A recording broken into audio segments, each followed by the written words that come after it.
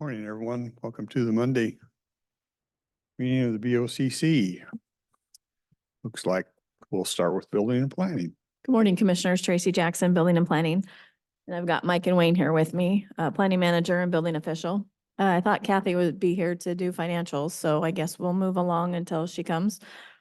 She ran the numbers last week, so Yeah. we've got those. Anyways, we are looking favorable so far year to date. I gave the board our monthly month-end numbers from March. And all the numbers are up a little bit on the planning side, building side.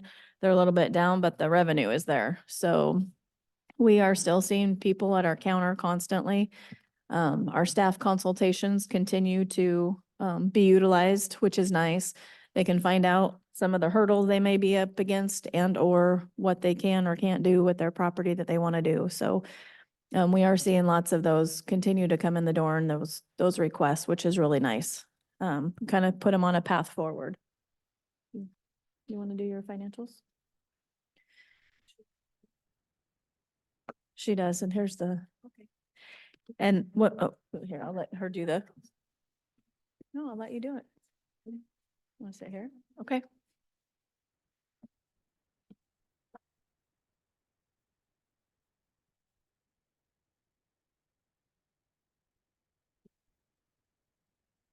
Kathy Funk Baxter, Finance Director. Sorry, I'm late.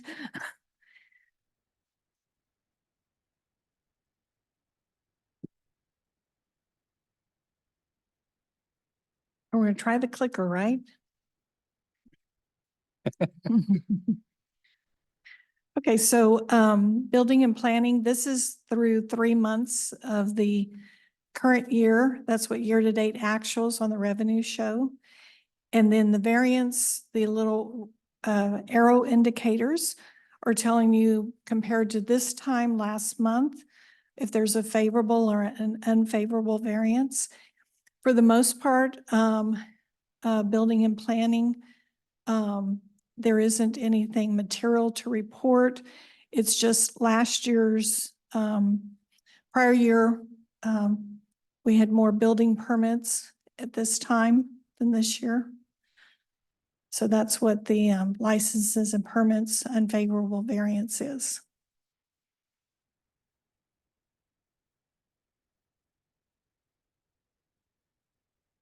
So Kathy, if I remember correctly, some of the major planning activities or building and planning activities involve the new box plan, a high dollar single application that then sort of distorts the progress that's happened because a lot of revenue coming in, but only one more permit. I mean, it's not, I'm simplifying it quite a bit, but that's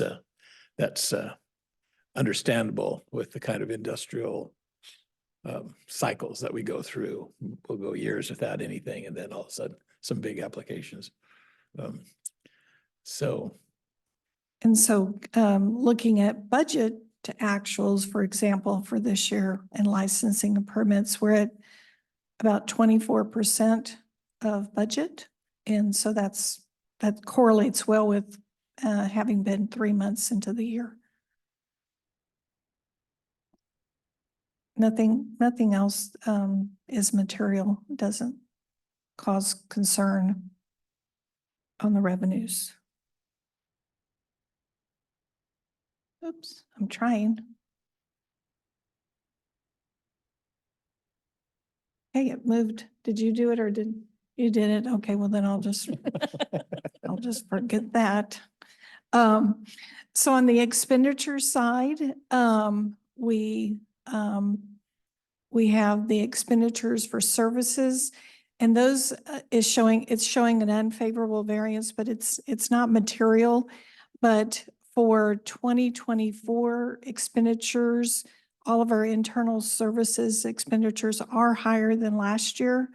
So that's why that is showing an unfavorable variance, but it's not material. And then, as you can see, we're on track with all of our expenses, of course, because a lot of the services are all billed in January. That's why our expenditures as compared to 2024 budget are a bit higher than just 3 months worth. So. Any questions on building and planning financials? Community long-range planning is the other area that is under building and planning, and this is a general fund account. And I didn't see any, there's a small unfavorable variance, but it's immaterial, compared to prior year, so. And that's on the revenue side. And then on the expenditure side, So Kathy, Yes. in the long-term planning, long-range planning, I'm assuming that is where the flood hazard planning documents are taken care of, correct? That is correct. That's where the $235,000 grant monies were awarded in 2020, the end of 21, to be expended in 22 and 23. And then they didn't get expended in, they were supposed to be expended in 2022, and the report didn't get finished until 2023. That's why it came out of 2023's budget. Correct. And that's still not finished? That's the one, that's the flood hazard mitigation plan that our board has put on the shelf for a bit. And that's chapter 10 climate change that we're still hanging So on for. There's no money to finish it with then? No, the plan is done. The consultant's been paid, but we need board approval for it, and we don't have that yet. So it's still hanging out there. Okay, thank you. and then that's the Department of Ecology grant. Correct. And so, on the expenditures, it's showing a little bit higher than budget, for last year, but that was due to that Department of Ecology grant contract. And that was the only thing to note on this. All the variances are favorable on the expenses right now.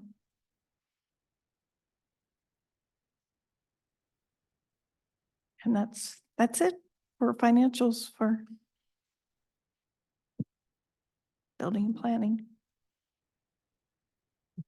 So we're maintaining, we kind of hold our own. We do pay for our own people. Almost, if you take the percentages of everybody's time that gets paid out of the general fund, it's almost 4 FTEs that come out of the general fund budget. The rest are all paid out of this, but the enterprise fund, which is the 41601 fund. So we're paying for our own. And then another thing that's on our radar that we're working towards, and we're going to bring it to our Building and Planning Advisory Committee next week, but it is pre-existing roads that we've heard the outcry from our citizens and our members of our BPAC. Pre-existing roads, what do they want to be vested into a, prior to our new standards that private roads will be rolled out to. That I know Public Works, Susan, and they are working on, but we've heard that the pre-existing roads, they want to be vested, and then on plating for short plats and large lots, if we can get some kind of a fire apparatus type road that will service the public in a safe environment and get emergency services to their properties, but without costing the homeowner and or developer a ton of money. We're working on some things to roll out, hopefully at BPAC. So we've heard people complain that, they need a more affordable way to divide their property, especially if they're dividing it for family and or friends. So we're looking at different options and different cost-effective ways. So why are we not applying the fire district's standards for road widths? That's what we're looking to do. I mean, they certainly have standards that they expect. They do. And that's exactly what we're looking to do. Instead of making them so many feet wide for easements for the 20 feet, we're looking to reduce that. So. So it's more consistent with what they purchased when they bought the property. Correct. Okay. Yep. Question. Yes. It's often hard to think of the question when you're moving on over. I'm these stuff. sorry. No, no. I know you have a it's- busy it's- 9 o'clock. It is my fault for trying to digest too much at one time. If I had a 20-acre parcel and it was adjacent to a county road, and I decided I wanted to build quite a distance into my property, and I put in my own driveway, is that the proper classification driveway? You have nothing to say to Yeah. me on that? You can get the road approach permit from Public Works if it's off a county road, Right. and then it's a driveway. And I could do what it could be dirt and potholes and a fire truck can't really get through there, but that's okay. But it's a driveway. Until you start developing it, it's still a driveway. And at what point does that become a development? Well, right now, if it's the third lot triggers a private road, and we're looking at those standards, updating that. Right, but before I did anything in my 20-acre parcel, I had a driveway. Mhm. And now I'm thinking I'm gonna build a second dwelling on the property, and I'm gonna let my, one of my children Mhm. have that house. Does that cross any lines? Still a driveway. You're And if I servicing add two another- homes. I beg your pardon? You're servicing two homes, so just still a driveway. Okay, and if I add a third house, do I cross the line? It's all in the family. Currently, it would trigger a private road, but we're fixing those regulations. That's what we're working towards right now. Okay, so does that mean that I might be able to just leave it as a driveway? Possibility, yes. Okay. And we're hoping the answer is we get to the yes. That's what we're fixing. We're getting to the yes. And then, changing topics complete, but emphasis. Two questions. One is tied in. It sounds like you're able to handle the workload you have now with the staff you have now. True? That's correct. Okay. Are you close to being overloaded or? It's getting busy, but we're able to handle it with the staff we currently have. So you don't Yeah. foresee us having to adjust the budget for more staff? No, I'm not requesting that at any time. Okay, and then, we've made a big issue of how long it takes. And you've had to push a ball uphill because their reputation is that you can't get anything through building and planning. Are you collecting statistics that I know, for example, somebody came in, they did the initial consultation, maybe maybe that begins a clock? It can, but a lot of times it's more of what can I do with it before they even, some are very serious about, and the, Heartless, I would hope I could go to you and you'd show me 1,000 spreadsheets, all small, saying, on this date, they came in for a consultation. 3 years later, they came in, and maybe there's an anecdote there that says the laws changed, so they had another consultation. Anyhow, it's always good to see how development proceeds. okay, And that's kind of helps us find out yeah, it's obvious. Okay. That's all I had at the moment. Thank you. Oh, Kathy, you'll email those to us or, yeah.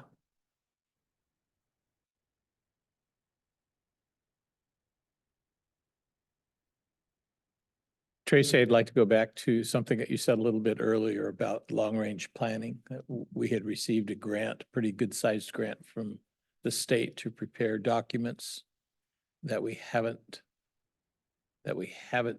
finished or approved or sent back to there for approval. Are we at risk of having to pay back that money if we haven't completed the agreement? we've been notified that we possibly will be paying some of that money back if we don't have a finished product. And that's like up to 235,000. 35,000. 235,000. So we may be in arrears for that. If We could be, we're hopeful not, but we'll see what the request comes. I know that they're reviewing what's been submitted. So, And probably somewhere in the notes for the budget, we might want to make that just as a reminder, so we don't forget it. there may be a penalty for not finishing on time. And maybe a couple more questions. The mine's a terrible thing. The mining ordinance, what's the status there and the time? That was the next thing on my list. Okay, let no, me that- stop you there yeah, then. No, it's Uh, fine. Boundary line adjustment, we made a decision as a board. Correct. You tabled it. And I always like to think, I made a decision last week. Was it the right one? If things were perfectly obvious, you wouldn't have to review things, but that one seemed complex and it was an ambivalence I certainly expressed. What's your conclusion here today? Everything's okay? You good with Been that? through That one. We're fine with it being tabled. I mean, if you're asking, Yeah. if that's the board's choice, yes, we have other ways that we can review those items if they come to the counter for administrative determination without, as a boundary line adjustment. Wayne has kind of a template ready to go for staff, if they came to the counter for that. Okay, good. That's excellent. And do we have any notion that I would like to see title companies have more information than less and be responsible for more. And I know we have nothing to do there, but is there a committee that can meet? I mean, is there a committee that decides what the title companies do? Is there anybody they have on the building, on the BPAC? They're not part of our BPAC. We have two realtors or one from a district representative and one that is a realtor that both have that background. They are their own businesses though, and they have their own Yeah. standards that we have no control over. The reason I'm asking might appeal to you is,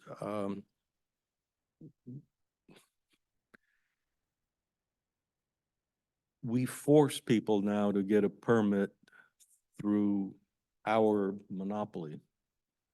And it would be useful in my mind if we could make it such that for non-public facilities that I could get permitted by J.H. Kelly in lieu of going to the county. I think that would all work fine if the title companies would record or would keep it track. This was permitted by so-and-so. So if I'm a purchaser of a property, I'm going to look there and I'm going to see who permitted the property. I might go and talk to the owner and find out the property wasn't permitted, and I should still be able to consummate the transaction and not be forced, mandated to do something. The argument about who's going to insure me and all that is a different story there, but insurers start to get, they're fairly smart. If there's a dollar they can make out of that, they will follow. It's a long push, and I probably won't be alive if that ever were to come about, but it allows us to get the best of the world because we have competition for the permitting. One of the things we have when the government does the permitting, they don't guarantee anything. While the other engineering companies, if they do the permitting, they're on the hook. And that's another benefit. I believe there was a county that actually did that because they got behind. I want to say Snohomish, but don't hold me to that. Because they got behind, so they allowed one of the local engineering firms to, as they did up the deals, to give the permits, and it seemed to, I don't recall that they had any issue with it, so I don't disagree with that. Pushing the title companies to do some of that stuff would probably be a little bit difficult, but I agree with it. It would be difficult, just Yeah. a goal, and if it ever happens, good. Yeah. Yeah. You'd be taking money out of your own pocket though. In what way? We pay for our own staff. through those permitting fees. So we would be reducing our department if you're going to Oh, look yeah, elsewhere for that yeah, stuff. I must be the strange beast because thank you for actually even mentioning that. I take a look at things from the perspective of an aggregate of what is best Yeah. for the population. And competition Competition always, is good. Yes, honest competition. correct. And then I was just gonna let you know that, for the surface mines, it is going to planning commission next week. The planning documents are out. They're on our website. They're available at the counter. We can print them for anybody if they would like them printed. We've met with the ports, we've met with constituents, we've met with some of the members of the work group, and then everyone has been invited as well as, of course, it's an open invitation anyways for planning commission public meeting. So that's the only thing on the agenda, and we're looking forward to having a complete ordinance coming in front of the board. I had received some constituent email and I forwarded. You have, Like I always did. and Did we've any- met with them. Did that, you met with them and that was addressed and Absolutely. And we have, so far, we've heard we're being supported by bringing we're not looking at it site specific. We're Right. looking at it countywide and holistic, different approach. So just out of curiosity, do we have anyone chomping at the bit to open up a mine? nope. Nope. Is it fairly accurate to say that the ordinance is pretty close to the temporary stuff we've been living under? Mm. Do you want to address it? It is with respect to the requirements and the standards. The primary difference is that under the current regulations or the interim guidelines, conceivably a surface mine could be proposed anywhere on any property in the county, subject to the interim controls. Whereas the proposed ordinance, you would have to have a specific land use an eligible land use designation to apply. Gotcha. Tracy, I wanted to point out that based on the data that you provided us, the department is more productive than a year ago. 307 applications or activities year to date for the first 3 months as compared to a little over 250. So pretty nice increase. Part of that was we did increase staff last year. Filled vacancies, I think, finally got positions covered. We have filled vacancies, but we've actually had a 3.5% or 3.5 positions back. Not filled. We're running a little lean. However, I believe we're more efficient. We've put more resources towards the counter and we're doing more at the counter. So we're really trying to head stuff off at the counter and help them as much as possible. And those staff consults, we didn't track those before, but as you can see, this last month, we did 16. We do several a week. And it is important to get people at the counter, just ask the questions, and we try to get all of their obstacles out of their way so they can move forward. I do notice on the list that there was no activity with regard to marijuana stores. I'm assuming that means they're all in compliance. That I know when they first started, there was a major problem of them thinking they get permission from the state and they go ahead and Right. build and didn't have to comply with local rules and regulations.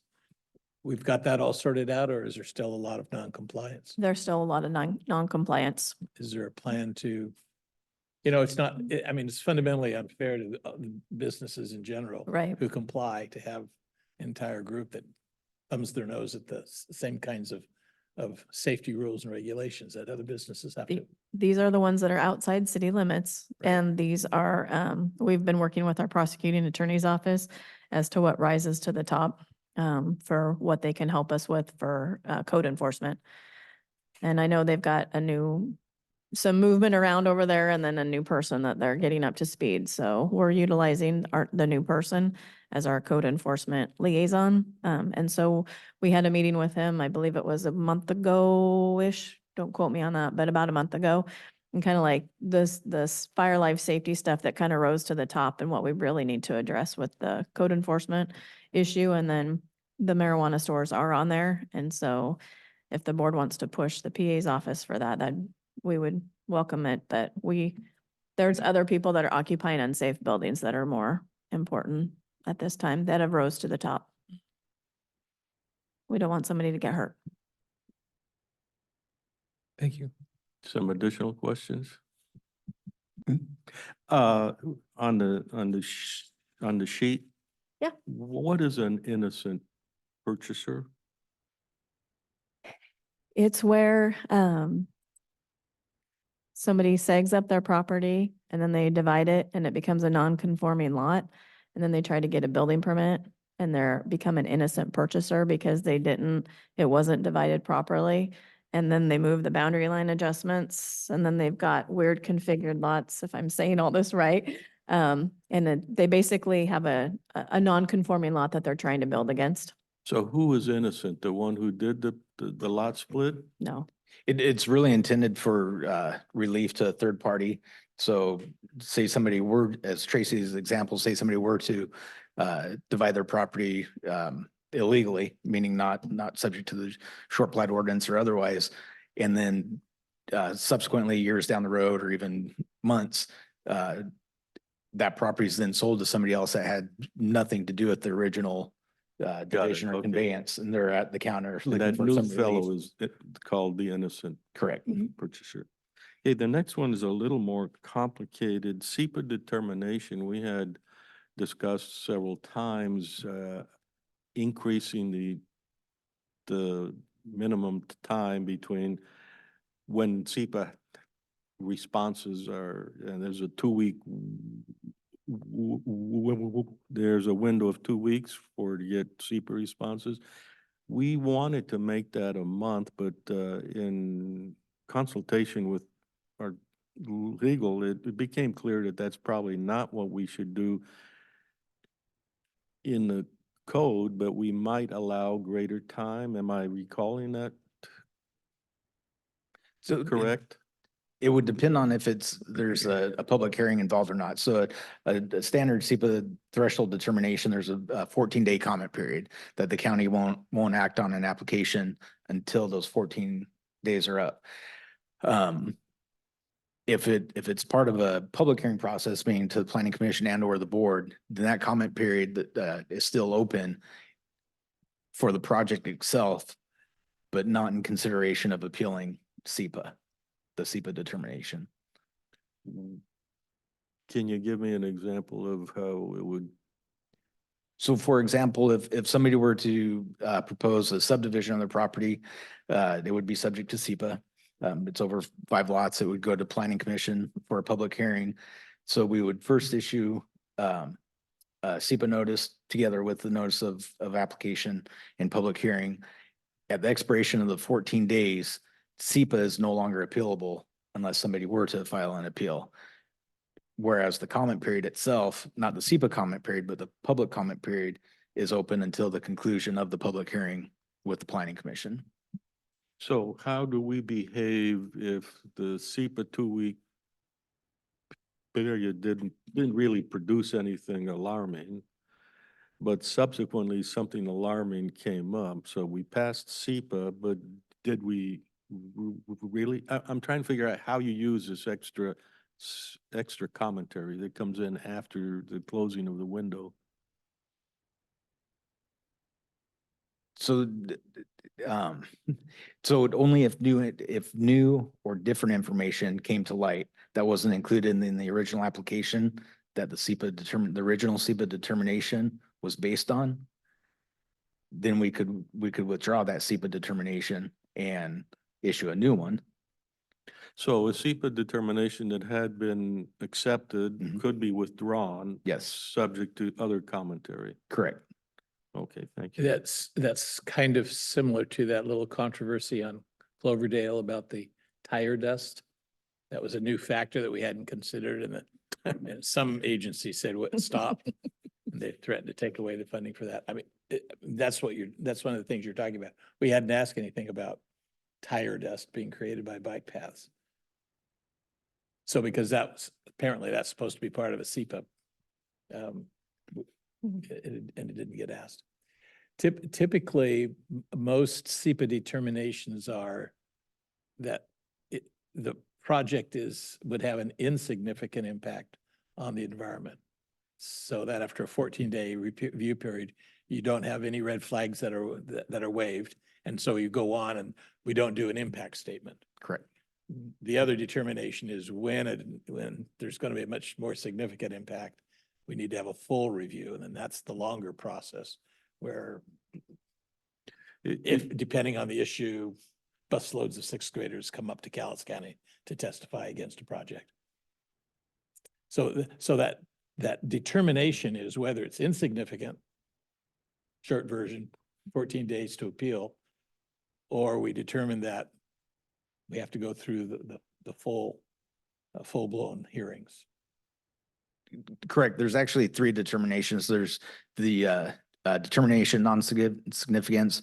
There's a mitigated determination non-significance. That way, if during the review of the project, there's likely adverse impacts, but we can identify specific mitigation measures to address those, we can issue an MDNS, or the mitigated determination non-significance. And the third is the determination of significance, which would trigger the environmental impact statement. So the mitigated significance would be an example of the subdivision off of Hall Road that had some acreage that was wetlands, and there was a plan to adjust that. Correct. So that didn't have a full-blown Exactly. review. So one of my questions is, when we come back to roads, the road construction issue, and whether the fire district is okay with roads in a plan, when do they usually get involved? Do they respond with the initial 14 days? They- Is that a very typical thing for fire districts, or does it have to get So elevated there's- to a bigger project? Right. And so with that, not all projects are subject to SEPA. So there are times where new private roads are proposed, and we still send those out for interagency review independent of SEPA. Sometimes those interagency reviews are in conjunction with SEPA. So for presumably any project or any development that would require new private road and an expansion or a modification of a private road, the underlying district would be notified through our interagency review process. You brought to us several months ago a development on near Carlin Loop on Coal Creek. Mhm. And there were questions about roads. Did the fire department and fire district 2 ever respond to, yeah, those roads are out or okay, or did they not respond? So to date, there's a couple different developments in that area. One that you saw in front of you was a request for a comprehensive plan amendment, Mhm. changing the map from small holding to rural. There's been a series of boundary line adjustments as part of those properties and nearby and adjacent properties. The private road itself did go out for interagency review. We did receive comments back from the district, and largely those comments require that the private road complies with the International Fire Code. And Mike can speak more specifically to what those standards are, but in general terms, the road needs to be 20 feet wide with a gravel surface, 12% maximum grade. You want 13 feet, 6 inches of vertical clearance. If you're over 12%, you can go up to 15 with a paved surface typically. They want to, depending on the length of it, they'll look for an approved fire apparatus turnaround at the end of it, so they can get in there and get turned around. That's that whole program that we have where the landowners have choices Correct. that can make their homes safer and less reliant on the fire district.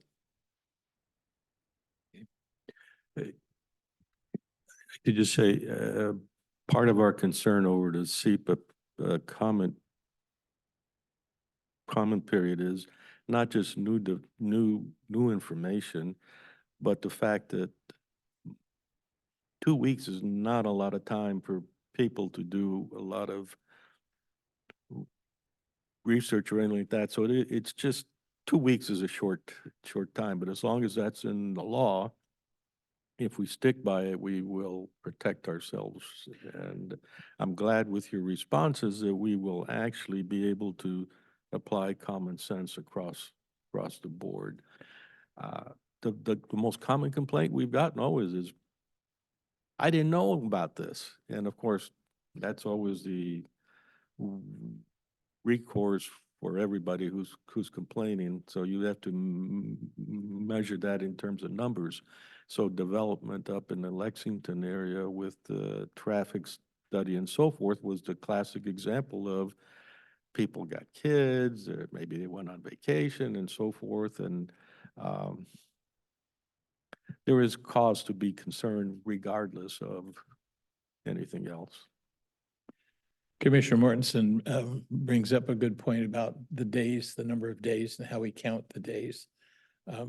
With the work week now down to 4 days, does that 14-day now become 3.5 of our work weeks? It's 14 calendar days, and it's always been 14 calendar And days. the calendar days is required by state law Yes, or local policy? no, state, We could increase it, but we cannot decrease it. correct. So we do have the option of making it 14 work days if we wanted to give people more time to respond. I think, based on the attorney's recommendation, which I think was appropriate, was don't change that in the code. Go by the state rules in the code and then exercise common sense after that. Right, and it's with the SEPA process, it's really incumbent upon staff to identify those projects that do have a likely significant impact. And with those, we can send out an advance scoping notice to the public, to agencies to request that, to just say, hey, this one looks like a big project. This one looks like we're going to have a lot of concerns here. Please give us your preliminary comments, if you will. And that way we can take that into consideration before issuing a determination. And so those simple projects, for example, a 3-lot short plat that may have a creek running through the northwest quarter, it's still subject to SEPA, but with appropriate mitigation in the form of buffers next to the stream, there likely will not be a significant impact. It's a good thing we don't live in an area where there's a high likelihood of landslides. Right, exactly. Yeah.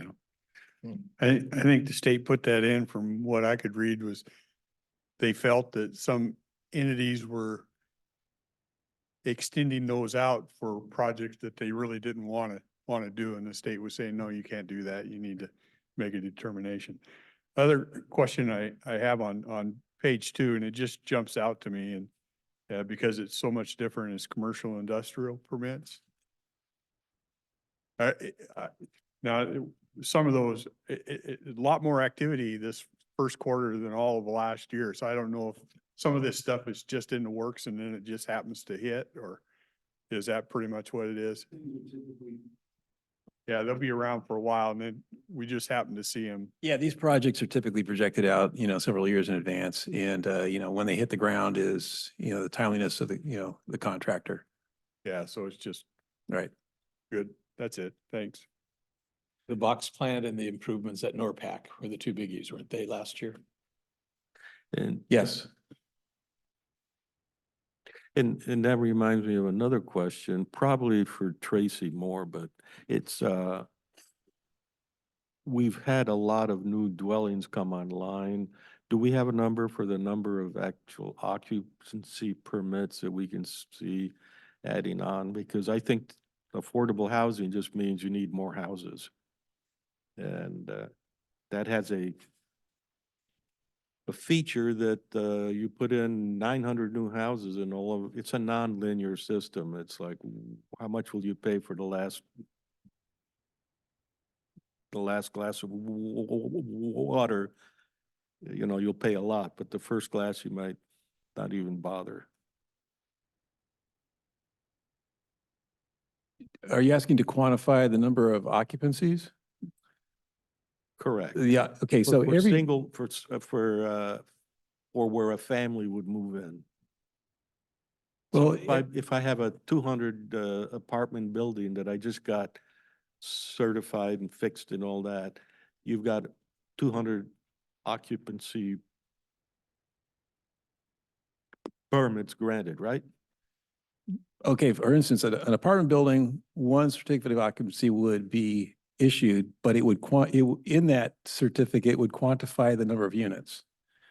Other than that, all individual dwellings. Don't complicate things. I'm Okay. just saying, people need a place to live. I don't care how you classify them or not. If we are in the business of certifying this is a habitable facility, how many new habitable facilities have we cleared or said it can be occupied? Well, the number of permits issued associates the number of certificate of occupancies that would be issued. We had, at one time, I think we had, what, 500 permits out there for single-family dwellings, and I don't know if those 500 homes came online. Do we see that reflected in the price of housing? What happened is really,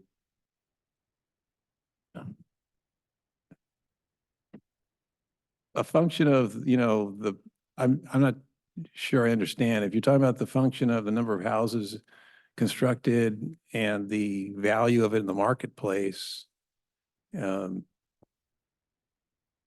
couldn't draw that conclusion. I mean, they're not decoupled. You've got to be careful about drawing any conclusions. But it's clear that we find our cost of housing here continues to increase. And we've tried to fight that by adding more housing. And my question is, are we gaining ground? Are we losing ground? Part of that is if we get cheap enough, we're not just an isolated environment. We get people from Clark County that want to come up, and that'll offset things. And if that concerns you, I agree with you. But those things, in the absence of the data, we don't know exactly how to think about things. I mean, from an economics practical standpoint, the more of something that you have, the lower its price will be if the demand is constant. Well, the demand isn't constant here because you build it and they will come. Well, we also hear a lot of complaints about that. So just trying to understand the nature of the flow of people, the price of housing, and how much effort we put in. I mean, if we grant somebody something to build housing for someone from Clark, are we doing the right thing? Probably, but I don't know. It's open to question where we tend to think about things a little more provincially, but well, anecdotally, I could respond insofar as the cost of development overall as compared to Clark County, as the example you gave, is less. And we do attract business from, that area for that reason. The cost of land is less, the development stream is less complicated. We hear that repeatedly. And of course, the fees are less and we don't have impact fees in addition to that. So we do attract that. yeah, no, I know that. But do you have a number of how many occupancy permits were granted for single-family dwellings since the beginning of the year? It's the reflective of the number of permits issued. Okay, so that's in your clearance? Yes, every building permit that is quantified in those lists, upon conclusion, is mandatorily issued a certificate of occupancy.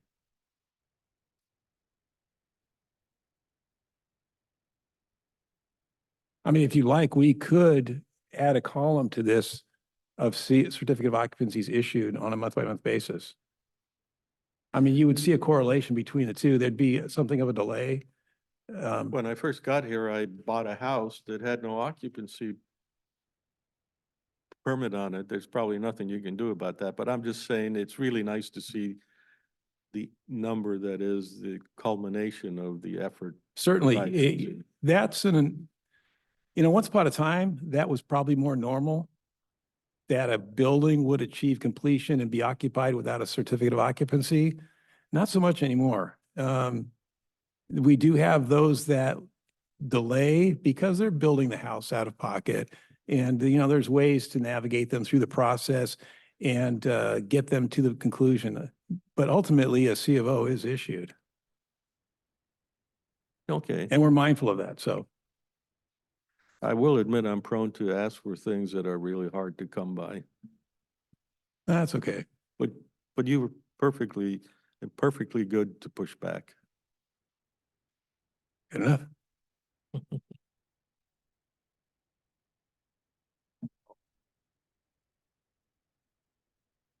Okay. Appreciate your time. Thank you. Thank you. Ren. See, now Marin knows her occupancy quite well.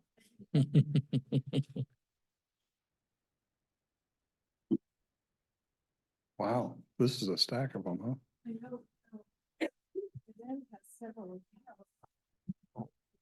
Thank you. That includes your building and planning. Oh, okay. Ren has a few accounts, huh?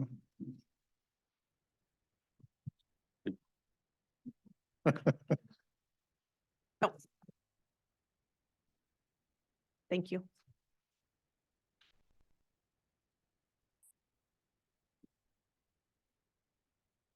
Okay, Kathy Funk Baxter, Finance Director, and we'll try the clicker again. Corrections has several actual funds or budgets that they monitor and prepare. The first one you have is offender services. I'm sorry, I may not have them in the order that the slides are showing. And so offender services does not bring in a lot of revenue, but so far this year for the 3 months, there isn't anything material to report. It shows an unfavorable variance, but that's in the fines and penalties. There's really nothing on the revenues there. Let me see if I can make it go. Yay, success.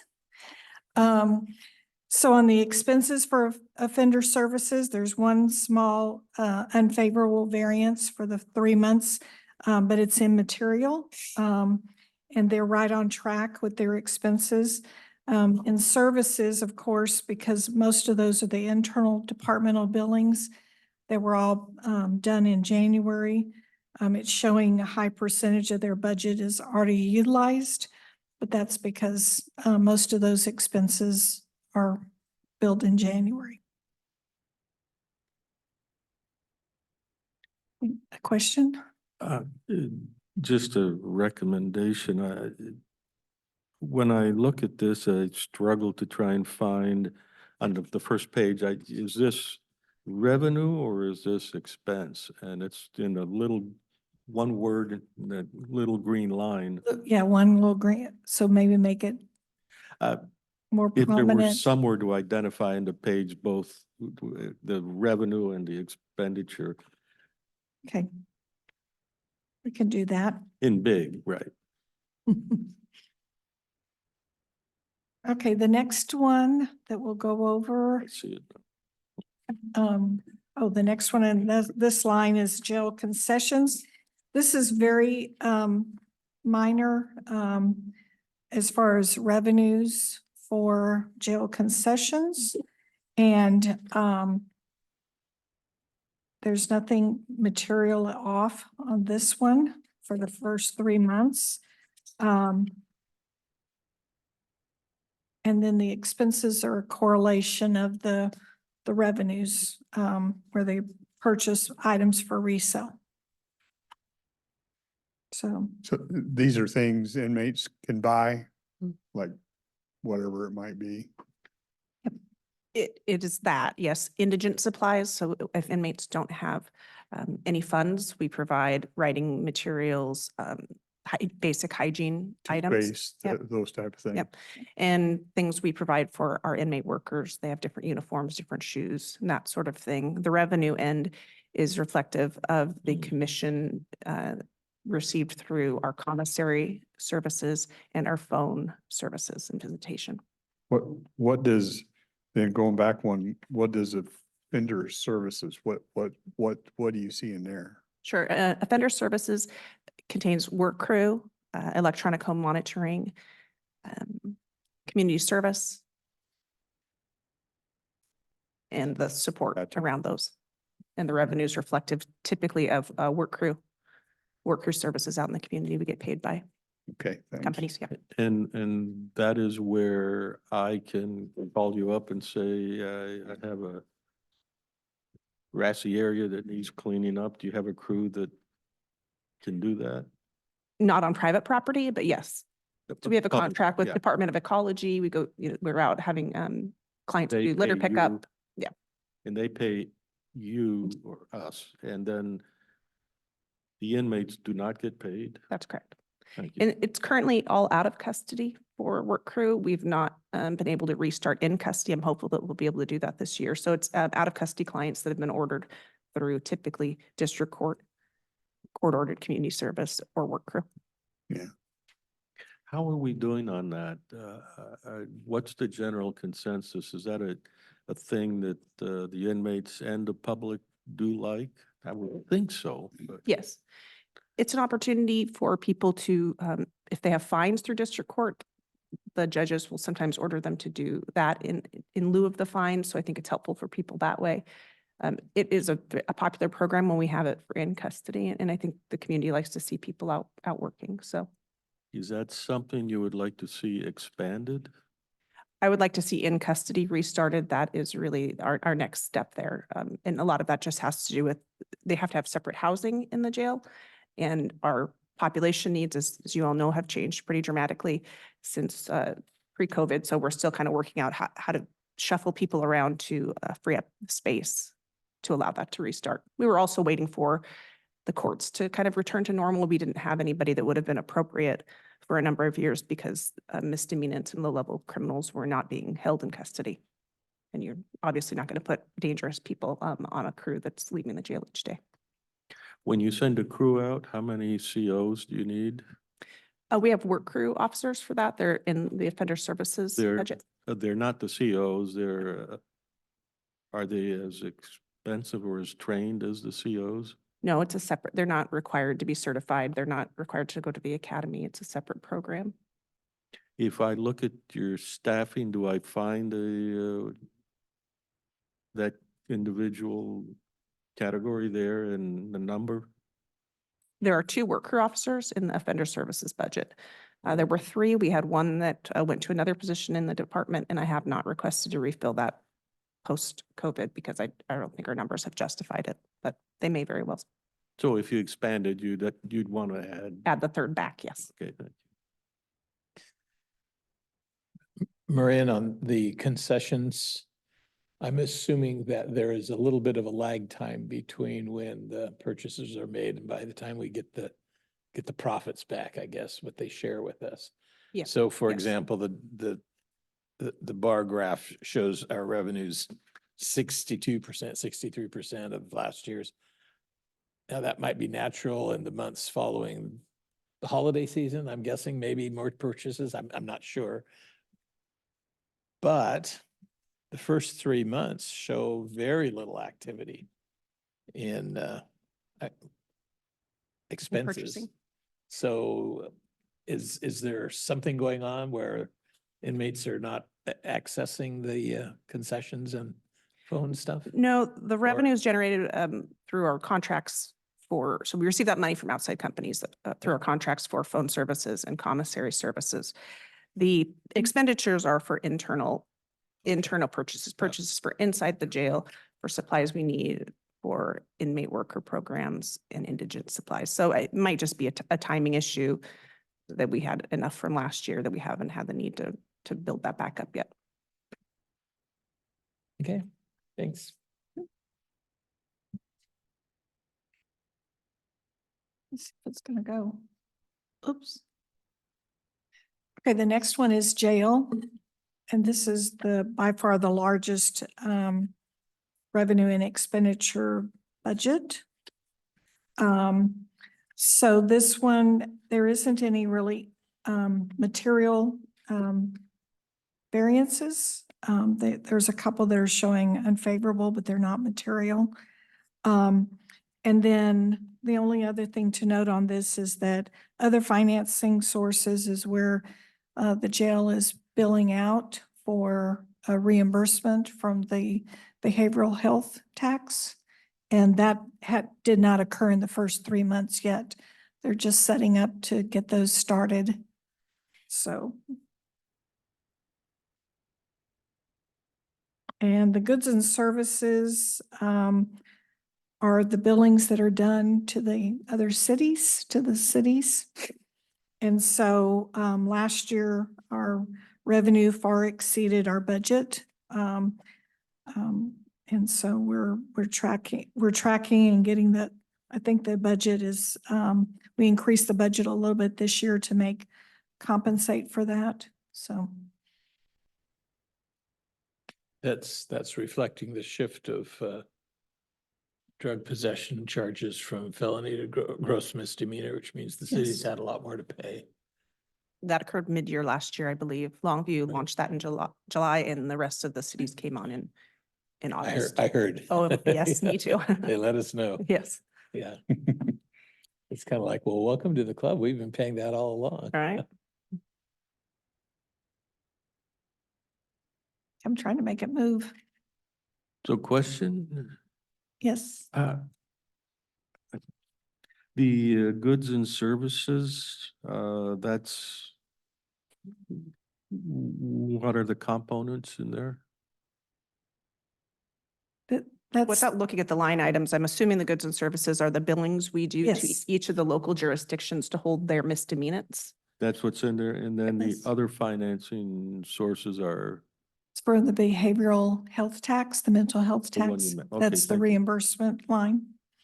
yeah.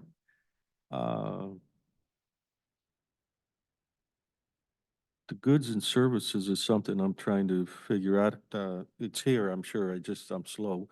How are we doing compared to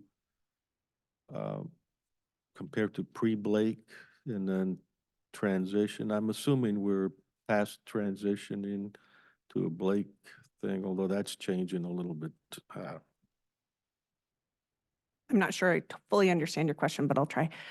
So the cities are booking more people than they did, I believe, in 2019. So the cities pay a per day rate for any misdemeanors they book into jail. That's what the goods and services are going to capture. So that dipped dramatically with during COVID with booking restrictions and everything that was going on. But I believe what we're seeing will continue to trend this way. I was conservative in the revenue estimates for this year because I know the cities also have budget constraints, and that'll factor into how many people they book sometimes. So I don't think we've seen it fully level out yet, but I believe we're getting there. So overall, compared to last year, it's up. Yes, it's up. I know prior to COVID, there was a certain amount of angst by the municipalities about paying and all that. Is that still an ongoing thing?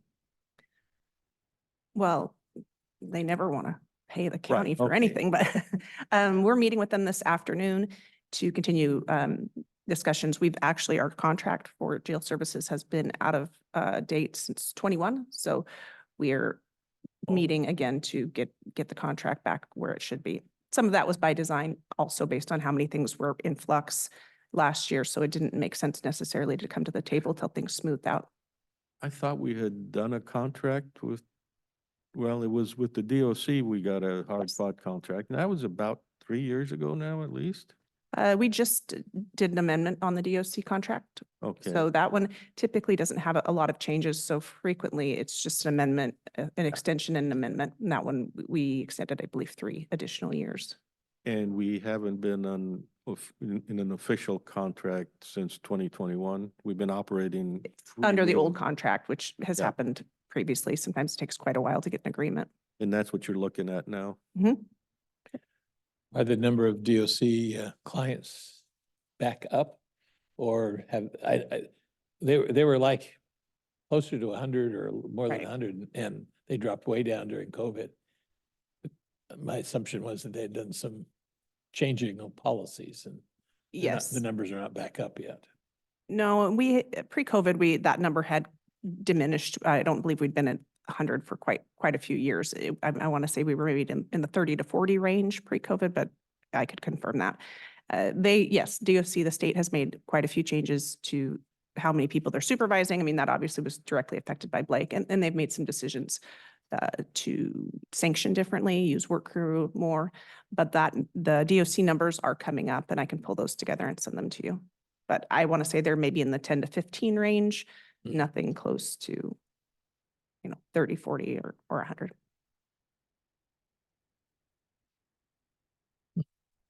On the expenditure side for jail,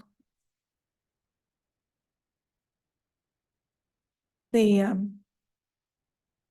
expenses, there isn't any, everything is a favorable variance for the first 3 months of the year. We're tracking right on with our personnel expenses, which is by far our largest expenditure area. And then our services, most of those costs there are your medical services for the jail. And so those will be coming in all during the year. The internal services charges are also in that line, and they've already been billed out in January. So that's where it's 34% of budget. It's a little over what I would expect it to be, but that's because most of the billings were done in January.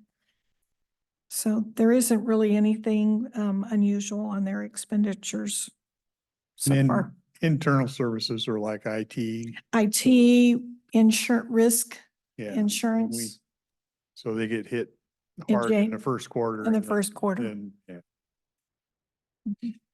So the 18% personnel costs is below where it should be. It should be Yes, closer to a but there's- quarter, but Yeah, so the second payroll for the month of March will post this week, and it will be dated as March, but as pulling these datas as of April 3rd, Yeah. it's not in there yet. Okay. So it's a little bit, Plus you're down quite a few people, aren't you?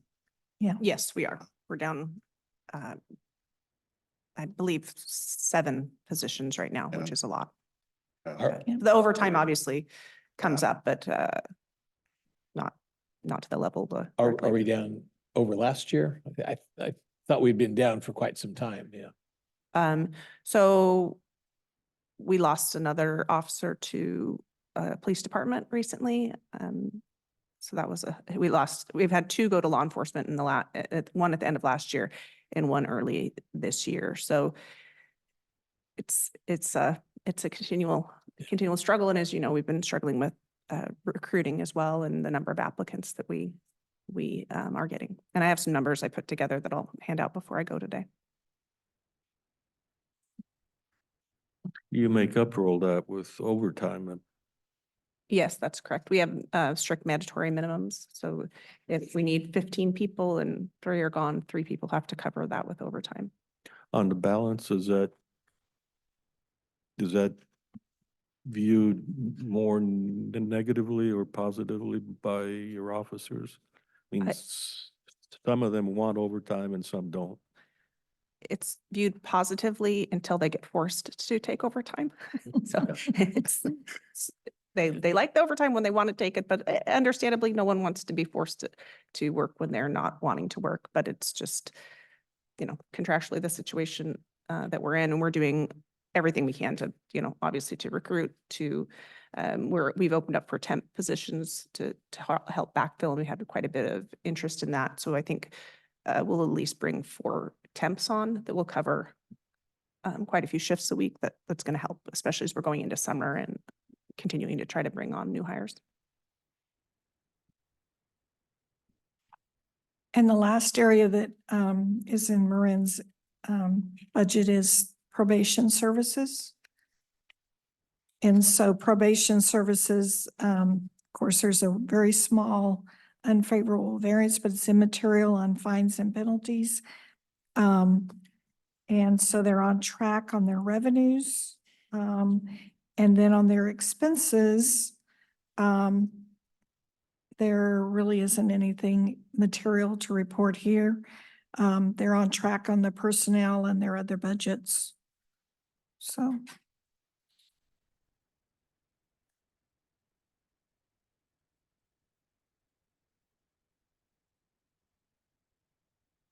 And now I'll turn it over to Marin.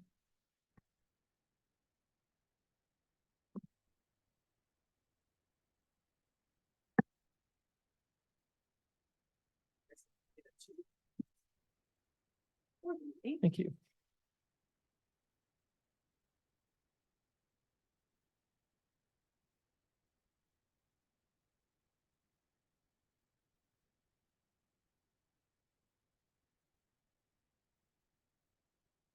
So on the subject of recruiting and retention, I put together some numbers. I was curious myself. So I put together some numbers. That first chart shows people leaving the department and how they left.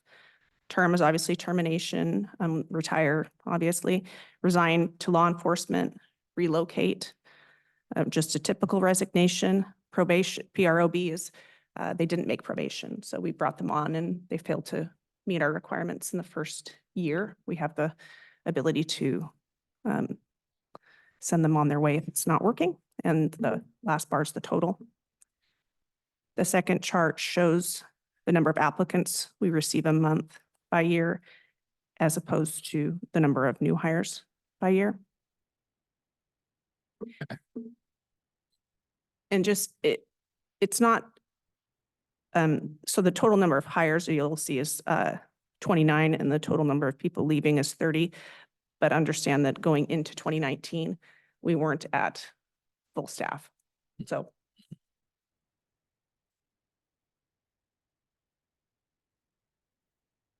what we're facing is very typical of what jails are facing across the state, especially with recruiting.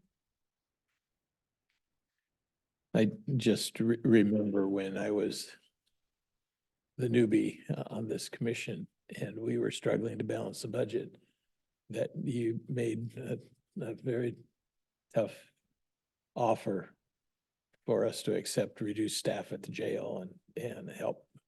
We did a number of different strategies to balance that year, but I've always appreciated your willingness to tighten the belt. And yeah. Unfortunately, I don't think we've ever gotten back No. since that. I believe we decline. cut 13 corrections officers positions between 08 and 13. We added back 4 of those. And then I reduced 2 during COVID as our census was down. So we've added back 2 of the positions we cut between 08 and 13. We were operating 2 facilities, so some of that makes sense too. And of course, that means a lot of overtime. Because you still have 24/7 operations, so. Right. With that, when we reduce staffing, though, we're reducing minimums too. Mhm. So it's not, you know what I'm saying? Our minimums, when we had 13 more officers, were higher than they are today. Right.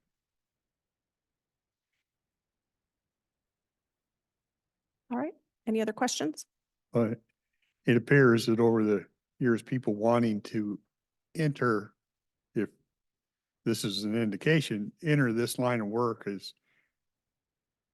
is decreasing. Mhm. The people that want to choose this as a line of work are decreasing. And I think, and I'm not sure if it's the nature of the work or it's the wages of the work or that type of thing.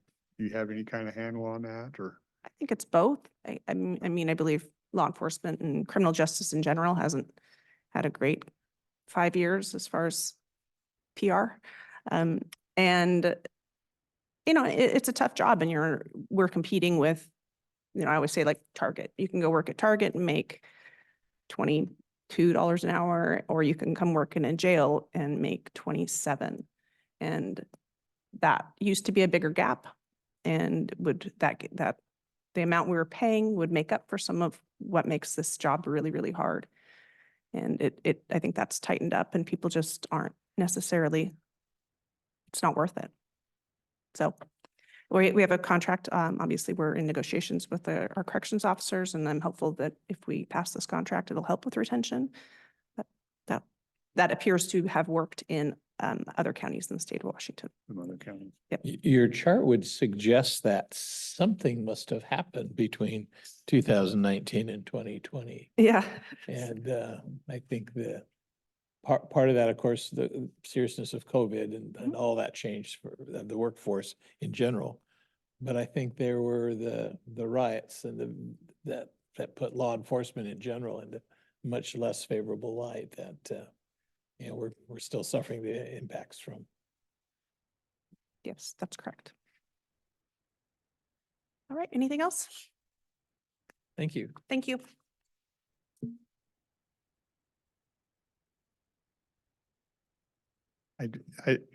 I'd be curious if the education centers, like your community colleges and your deals that have criminal justice type degrees, if those are declining too. I mean, if it's somewhat of a popularity concern.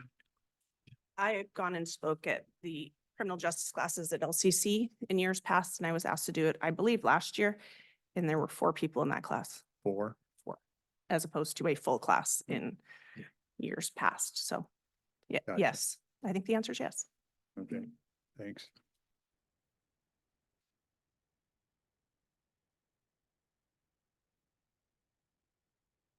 Okay.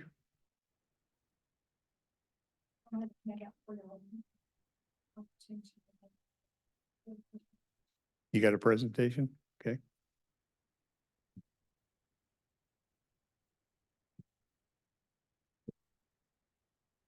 Okay, this is financial management. This is pretty much an overview of the largest departments, largest funds that we have.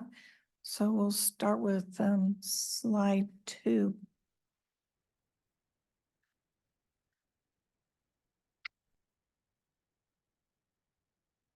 One more back. Oh, no. Oh. Okay, right there. Okay, so I had previously presented this slide with some estimates, estimating the accruals and things like that. So this is more, we're getting closer to final for 2023. So I thought I'd give you another update. On the general fund, it's showing that our revenues were a little over 63 million, but our expenditures were 66 million. And so we had a slight deficit of 2.4 million. About 1.5 of that has to do with the transfer out to the budget stabilization fund.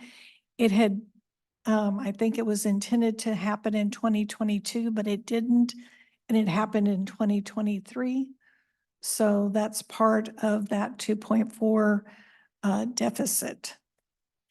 Our road fund is showing opposite, 2.5 surplus over revenues over expenses. Our health fund is showing a 1.3, almost 1.4 million deficit over revenues. And then our building and planning fund, as we talked about earlier, they're pretty much pay for their own way.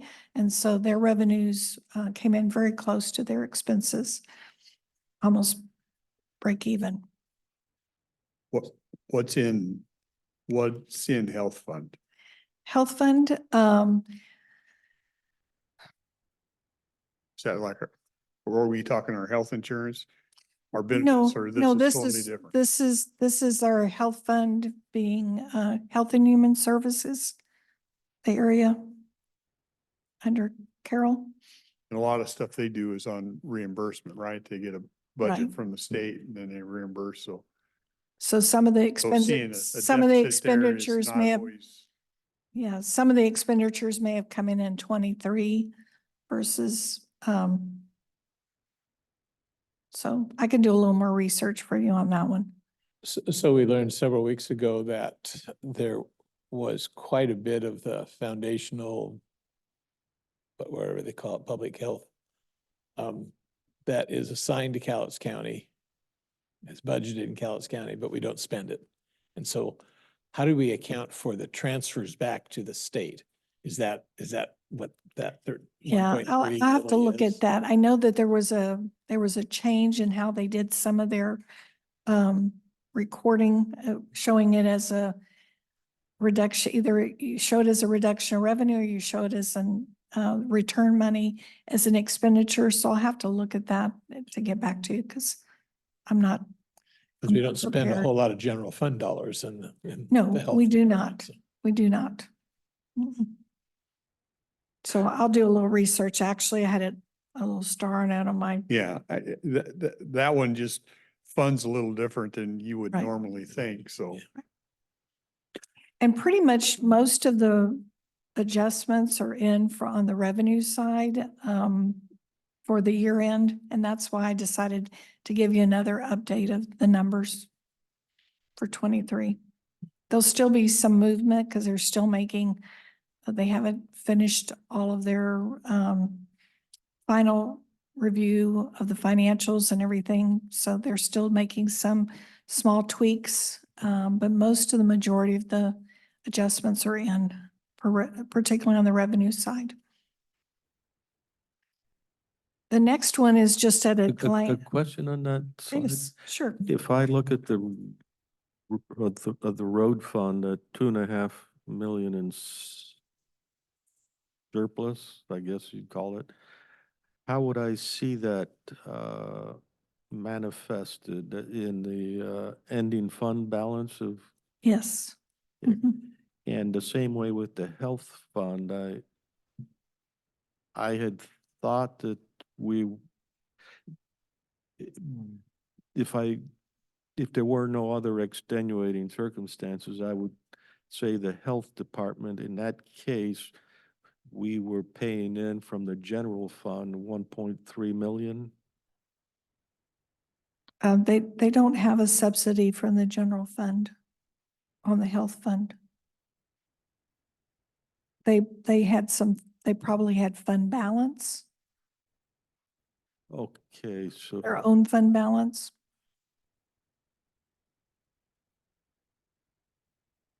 would it, so how do we know in something like that if we're in true trouble or not, if we've got some systemic issue we've overlooked? Yeah, I don't believe that we are. I believe they had fund balance. That's why that happened this way.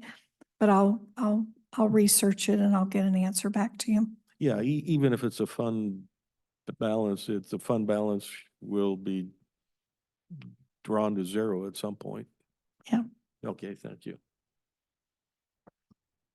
The next one's just for 23 also. It's a glance. It's telling you, where our actuals were compared to budget. We brought in more than we had budgeted for revenues on these major categories: property taxes, sales tax, and the mental health behavioral tax.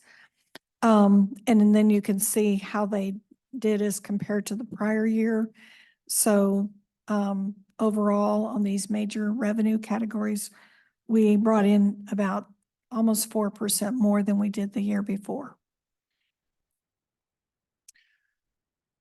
So isn't the Law and Justice Fund also a sales tax generator or generated from the sales tax? Yes. Mhm. Okay, and that's bigger than the mental health tax, isn't it? The revenues. It runs about the same as the mental health tax. Is it a 1/10 of 1% also? Mhm. Yeah, so you could kind of correlate. Mhm. Okay, I thought maybe it was 3/10, but. And then the next slide, I just wanted to show you, it has to do with our property tax collections. And I did a little analysis. Our 2023 number there, remaining balance is $245,000 as of March. So we pretty much have collected 99% of the assessments. for 2023. And as you can see, some of the prior year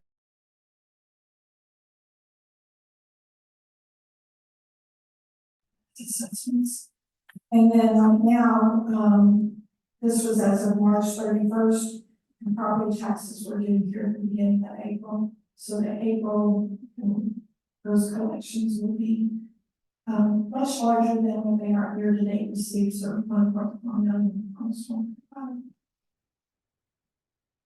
Next slide. So then this is just a little snapshot of the first 3 months of the year, 24 versus 23. And so we are in some cases doing a little bit better than we were at this point last year. But one of the things that I pulled last minute before I came in was it pulled our sales tax revenues that were dispersed in the month of March, and they're really the January sales tax numbers. And so I'm a little concerned. They're 16% less than prior year for the month of January. So that's one but month. Those are from January, or are they 2 months early? So it'd be November. No, I pulled the March numbers because I can't get, That's 2 I month can't lag. get 2 month lag. I can't get the January earnings until March. And so I just pulled them. It was showing me that they're 16% less than the prior year. We came in at about 784,000, and prior year was a little over 900,000. My hunch is two factors. Cold weather kept people home. We had about 10 days of pretty unseasonably cold weather. And the impact of increased minimum wage, driving the prices in fast foods and those kinds of purchases that people are not buying the meters anymore. And, sales tax is a bunch of that as well. So I'm gonna do a little drill. I didn't have an opportunity to do any drill into it, and look at some of the major sales tax payers. The one major source of sales tax revenue for this community is sales tax on car sales, vehicle sales. And the dealers used to have state contracts that fund a lot of sales tax our way. But every time we ratchet up the sales tax by 10%, their margin for keeping those contracts disappears. And I remember at one time, I don't know if this is now, but the Clarions also have dealerships now. Their taxes are a little bit less, so they play the game where they process the sales and to take advantage of lower taxes elsewhere. So it's one of those interesting things that happens. 1/10 of 1% doesn't seem like it's much, but for contract sales, it's huge. I'm gonna do a little bit more research into it, but I don't like to see double-digit decline. But we also had, you can notice, general funds revenue for the 3 months is actually higher than it was last year at this time. So I'm gonna do a little more research, but overall, we're actually favorable in all of these areas, compared to last year. Which is the current sales tax, they're not coming through, right? Yeah, I want this to be on, I want this to be a trend of the quarterly month, so. However, it is. Yeah. Yeah. And that's why we want the meetings, keep you apprised of what's going on. Otherwise, the rest of my presentation is pretty much the same as, I won't be reporting on fund balance till I know that the 2023 financials are pretty much set, and so I don't have anything to report there yet. And then projects that We're still in process on second projects.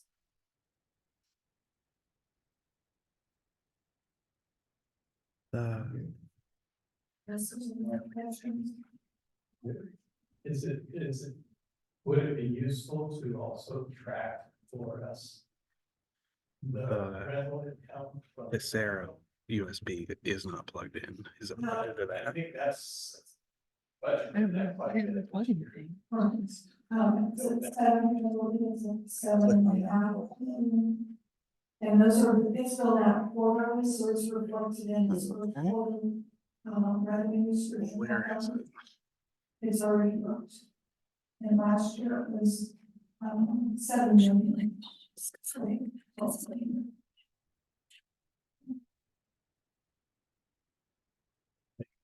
That's a budget that authorizes us to spend more. Than the previous year. It's based on an overall picture. We have total revenues. We know it's gonna have. But that's gotta be constantly monitored. That's this change. Here must.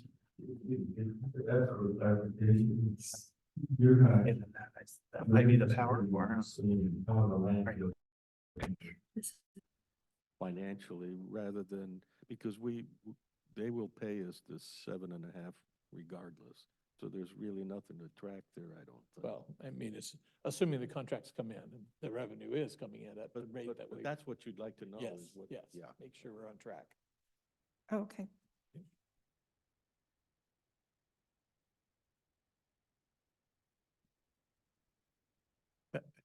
That's what we're trying to fix. I just learned that Zoom isn't, our audio isn't going out to Zoom for whatever reason, but anyway, Anything else for me? Kathy, thank you. Okay. If we'll get into the gender review, and I see Public Works at top of the list.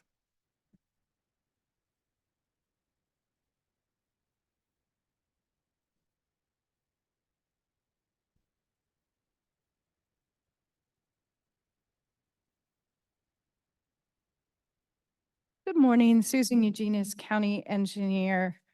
We have just a few items on this week's agenda, a number of consent items, and then a hearing. So our consent items consist of a call for bids for the Kalama River Road culvert replacement at 2.02 to 2.06.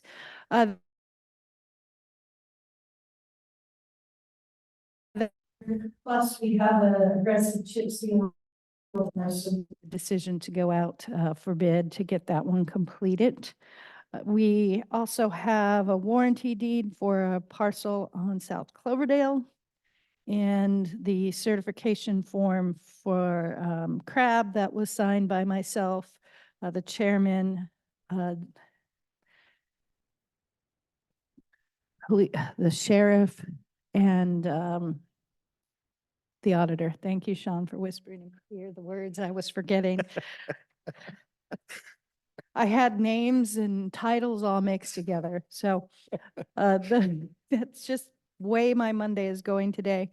So those are our consent items. We also have our public hearing for declaring vehicles and equipment surplus, which we went through that list on Wednesday, and Sean is here in case you had any additional questions on that before tomorrow.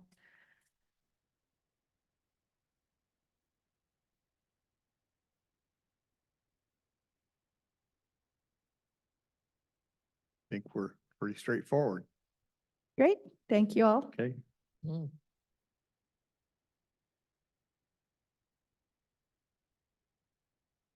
I see on my list the auditor, but I'm not aware of anything on here.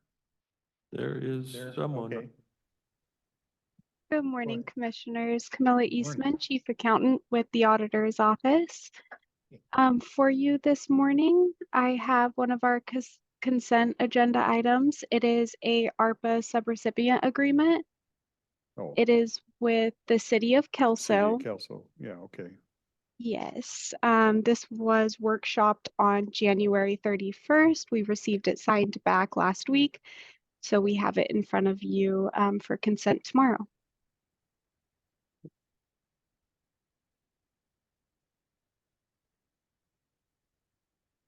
Just making a note. Yep, I don't have any questions on Yeah. that. Nothing on that one. No, thanks, Camille. Thank you. Thank Thank you, you. commissioners. Health and Human Services, Gina. Hey, good morning. I have, along with several advisory board appointments and reappointments, thank you for that. We Do have they all come one, due at the same time?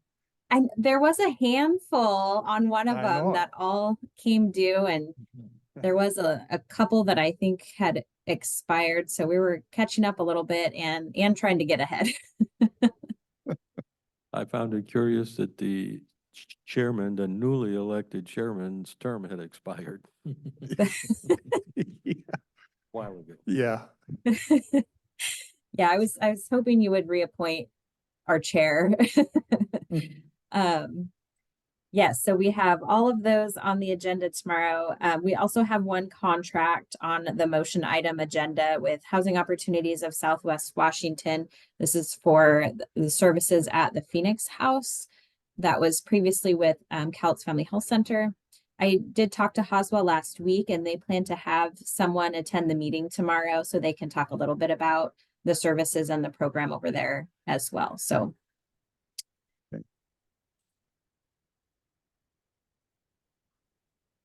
So this is pretty much just a name change. It's this similar to what we've been doing over previous years. But this is but it's the last year, right? Because we're, you know, the tax has expired as of last week, right? well, this is coming from document recording Oh, fees. okay. Yep. Sorry.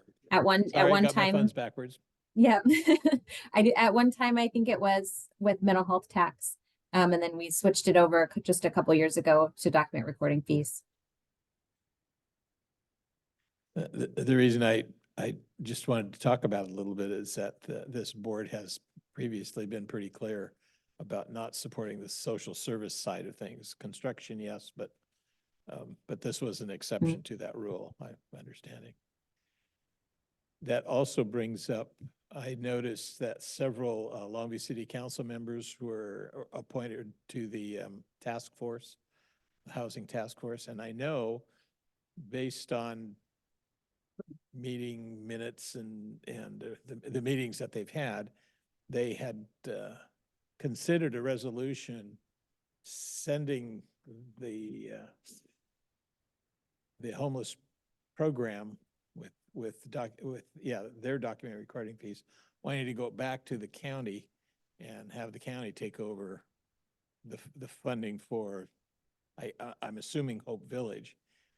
And they put that on hold till the end of this month in expectation that we'll have a workshop with them to kind of clarify whether or not this board is willing to do what they said they wanted to do with that resolution. I haven't heard that they've requested a meeting with us. Have you had any follow-up with their discussion?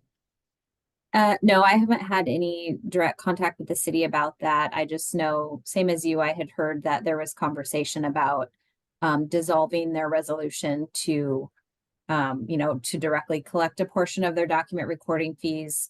In which case, if they choose to do that, then it would just come back to the county the same as it was before. And I think, then expending those funds would be the decision of the board. So I haven't had any direct communication though with the city about that or what their plans are. If I Now, might, maybe, and I don't know, I don't know if you two got the same kind of gist that this was something out there maybe coming back to us. yeah, I think that there are arguments on both sides, and it's been discussed over the past few meetings, very lightly, actually, probably 3 months ago, more actively than last month. I think that there's a little bit there that is odd because as we have seen from how we have doled out, I'm not sure what the right term is, awarded requests on the dock recording fees. We have not made any distinction saying, oh, well, that's Longview, they've got to take care of themselves. As a general feeling, I would prefer if Longview kept their funds because it's closer to home, and I think getting something closer to home is always a preferable thing. I think, though, there's a downside to that for City of Longview, that they have to have their own homeless housing committee, task force, and plan, and that's just a needless duplication of effort based on what I think an outside observer would say. From my standpoint, I would just, if they requested it, fine, we'll take it back. If they don't want to do that, I'm fine with that too. Yeah. That's the same with you, Mr. Chairman? Yeah, Yeah. same way I would look at it.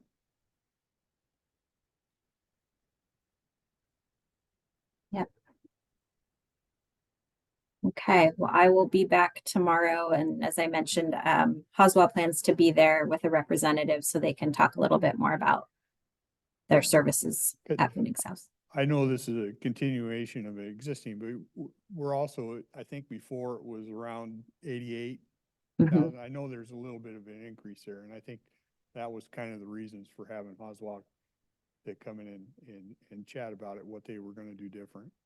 Yes, yep, they are planning to do that, yep. I'm not sure when the right time to ask. I'm curious about Habitat for Humanity, where that sits. Where it sits. So I've been in some communication with them. I need to reach back out. I think where we left it was, they were gonna gather some additional information and we were gonna maybe come back and revisit the board. So I'll connect with them and see where we're at. And that was a proposal to help them purchase land, right? Well, I think Um, they were a little bit unclear what they wanted to do. And I think we were asking them, kind of define what you want to do with it and then come back. But you're right, that was one of the things they were talking about. Yep, I'll circle back with them and see where we're at. I think we were pretty positive at the leverage that the stock recording fees would have on something. It just seemed like the right thing all the way around. Yeah, no, I agree. We just, Although we don't have quite as much left over in the kitty, do we? No, but- We've worked it down now. No, but we're gonna take another look at our 1406 funding, the affordable housing funding too. We can see what we have there as well. okay, Thanks. thank you, Gina. Refresh my memory, 1406 is how much of a sales tax bump or how? Oh, I forget exactly how much. It's the one that we reclaim a portion of the state sales tax for Yeah. affordable housing. I can't remember off the top of my head exactly what the percentage is. I think the city of Longview also partakes in that, right? Yes, I believe so. Was that rate 0.4%, something like that?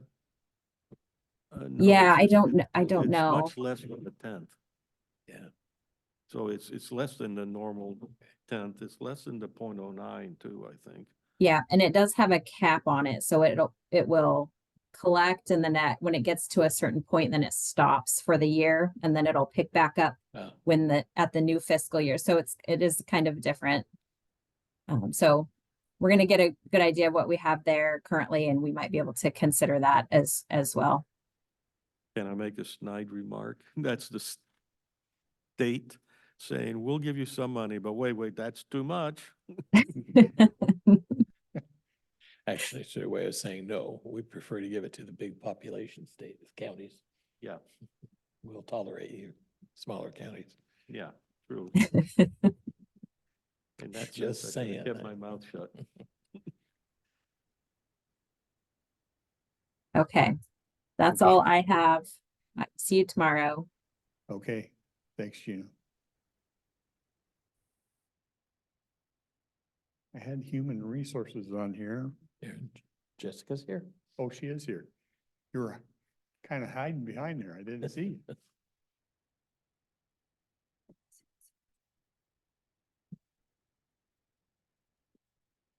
Good morning, Jessica Warren, Human Resources.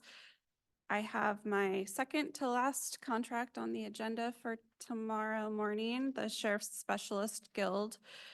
It's a 3-year bargaining agreement from January 1st, 2024 to December 31st, 2026.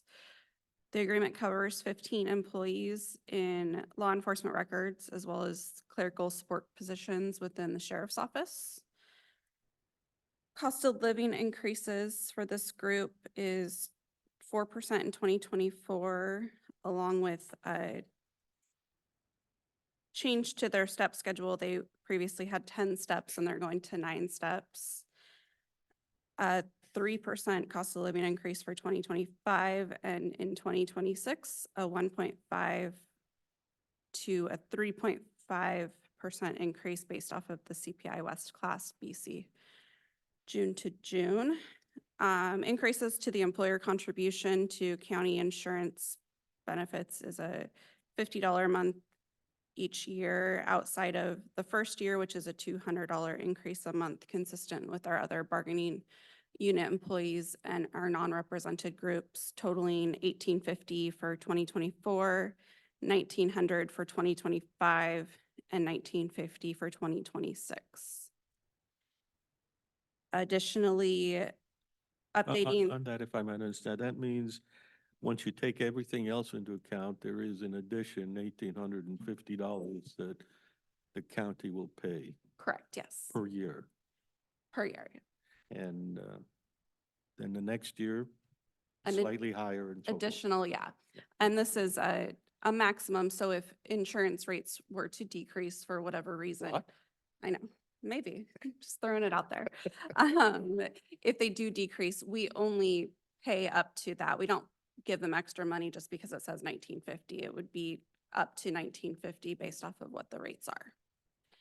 The reason insurance could go down is if they say, for example, we're not going to cover office visits.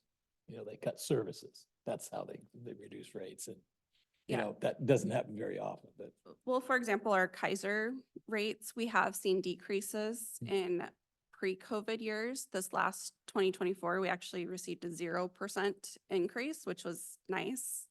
WCIF, we've seen regular increases lately, but it is a possibility.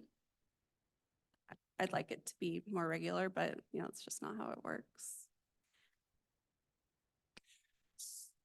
so I remember when the Affordable Care Act was adopted, there was an upper limit to the comprehensive health insurance programs because it's non-tax dollars. Mhm. If I remember correctly, that limit where taxes kicked in was at $21,000 a year, which means we're getting a little bit closer to that if we're not hitting that already. Unless that limit has also been indexed up, and I haven't heard anything for a long time about that. Do you know? I do not know. I would have to research that. My guess is that that probably has increased each year. Similar to like the HSA contributions that an employee can contribute to their HSA accounts, that increases every year. Additional changes to the contract is changing the ability to use both of their floating holidays after 6 months employment. Previously, they had to wait until year 10 for their second floating holiday, and this is a change we're making throughout the county. And then an additional bonus leave after 20 years employed, which is also consistent with our other bargaining groups. This contract had a lot of language changes. These two groups used to be separate and they combined during the last contract cycle. So we did a lot of additional cleanup on the language to make it consistent and more as a whole. They're one group now, so there's less separation between the two. as well as some updated language for the 24/7 records division regarding overtime call-in procedures and their scheduling procedures. And then we made changes to leave language to reflect changes to the state leave program as well as our sick leave language.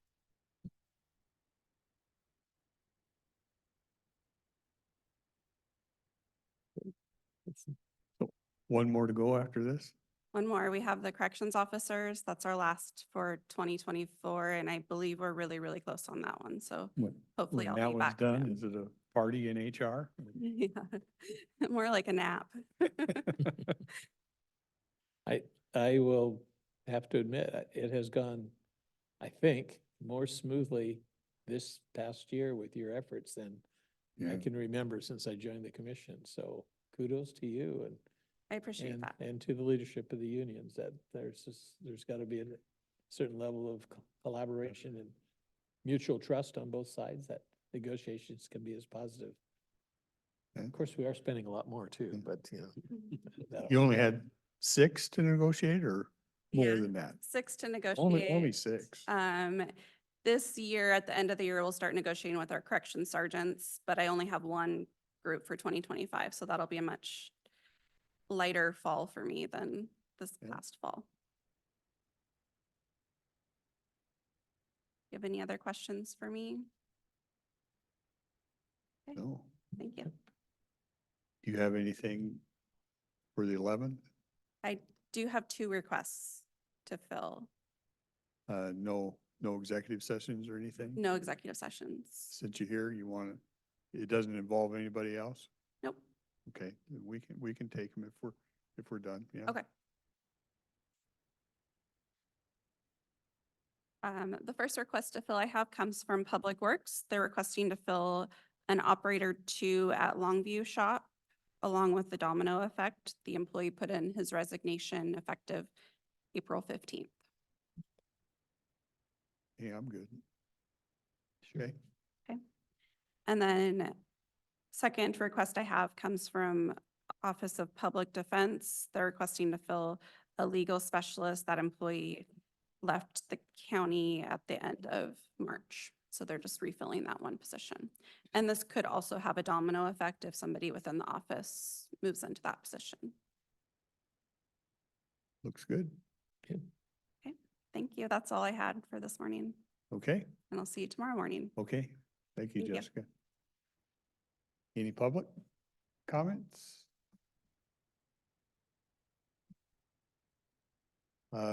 One miscellaneous, I don't know if you've gotten through your emails, the one you asked for more clarity on, the Right. opioid. It sounds like, not Doug, but, David, Mr. David Berger, yeah. has reviewed that and you can take a look, but he sounds like he's okay with us signing that. Right, he is. A question, there's only one signatory. I think that should be you, but for some reason, your name was always on the list for some reason, yeah. So I think it's set up so that you could sign it, and I don't think there'd be a problem with It- that. You guys are okay with that? I'm fine with It that. sounds like that's It's a if I multi- read a lump sum, and that could be pretty healthy sum coming in Yeah, how to it. was I it? don't want to speculate on a dollar amount, but This is the third one, isn't it? This is the Johnson and Johnson. this is one, the third Johnson one. and Johnson. It's not paid over like the other ones, 15, 16, 17 years, whatever it is. Yeah, for the public, that's opioid lawsuit stuff, which just for clarity, we did not participate in the legal attack, if you will. Afterwards, the settlements were such that we were encouraged to participate. And my view primarily was if we did not participate, we stood a chance of invalidating the agreements they came up with, which means that all these entities would be exposed again through all, and the lawyers would have liked that. And I wasn't interested in that, so we partook. With the exception of this lump sum, I think the other two have a combined annual Right. income of around $300,000, Yeah, for the next- 350, something like that, For for which we're supposed Is to it develop. 17 years? For 17 years. 17 years, yeah. Yeah. And And this that is- one's, That's supposed to compensate for the damage caused by the industry promoting the use of oxycodone, primarily oxycodone, and as a pain relief. And we haven't set anything up yet because we're still gathering the dollars that are available. yeah, I know Gina and HHS are still trying to digest the best way to deal with that, but so we'll sign that and whenever that comes in, we'll have another group. Okay, I just want to make sure you all saw that. Okay, Good. with that, we will adjourn. Thank you.